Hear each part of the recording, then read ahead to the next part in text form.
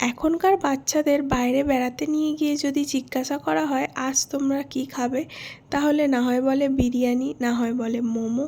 আর সত্যি বলতে এখনকার বাচ্চাদের কাছে এইসব ব্যাপারের অপশানটাও অনেকটা বেশি। পিৎজা, বার্গার, বিরিয়ানি, মোমো, আরও না জানি কত কি। তবে কি না, আমরা যখন ছোট ছিলাম আমাদের কাছে এত অপশানের বালাই ছিল না। থাকার মধ্যে ছিল এই মোগলাই, চাউমিন, না হয় এগ রোল।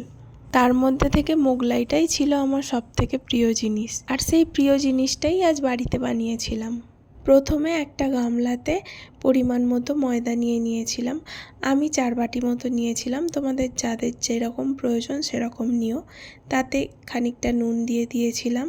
এরপর এতে সাদা তেল দিয়ে দিয়েছিলাম। সাদা তেলটা নর্মাল লুচি বা পরোটা ময়দা মাখার সময় যতটা দেওয়া হয় তার থেকে খানিকটা পরিমাণে বেশিই লাগবে। এরপর সাদা তেল আর নুনটা ভালো করে ময়দার সাথে মিশিয়ে নিয়ে তাতে পরিমাণ মতো জল দিয়ে ময়দাটা মেখে নিয়েছিলাম। তারপর প্রায় ঘন্টাখানেক ময়দাটা ঢাকা দিয়ে রেস্টে রেখে দিতে হবে। 1 ঘন্টা পর ময়দার ঢাকনাটা খুলে ময়দাটা আরও একবার থেসে নিয়েছিলাম। এরপর একটা থালা নিয়ে ময়দাটা একটা একটা করে গোলা বানিয়ে নিয়েছিলাম। বানিয়ে রাখা ময়দার গোলাগুলো অর্থাৎ লেচিগুলো ভালো করে পাকিয়ে একদিকে সাইড করে রেখে দিয়েছিলাম। এবার পুরটা বানিয়ে নেওয়ার পালা। একটা চপার নিয়ে তাতে পেঁয়াজ ও কাঁচা লঙ্কা দিয়ে ভালো করে চপ করে নিয়েছিলাম। এরপর একটা মিক্সিং বোলে 2টো ডিম, 2 থেকে 3 চামচ মতো পেঁয়াজ ও কাঁচা লঙ্কা কুচি, নুনের পরিমাণটা একটু বেশিই দিলাম কারণ এরপর বিস্কুটের গুঁড়ো দেবো তাই। এরপর 3 থেকে 4 চামচ বিস্কুটের গুঁড়ো দিয়ে ভালো করে একটা গাঢ় মিশ্রণ বানিয়ে নিতে হবে।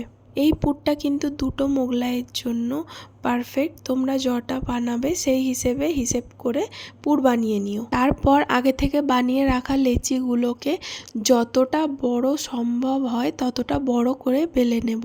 বেলা হয়ে গেলে 2টো সাইড থেকে অল্প অল্প ময়দা নিয়ে 2টো ভাঁজ দিয়ে নেব। এরপর বেলে রাখা পরোটাটার ভেতরে বানিয়ে রাখা পুরটা ভালো করে দিয়ে দেব।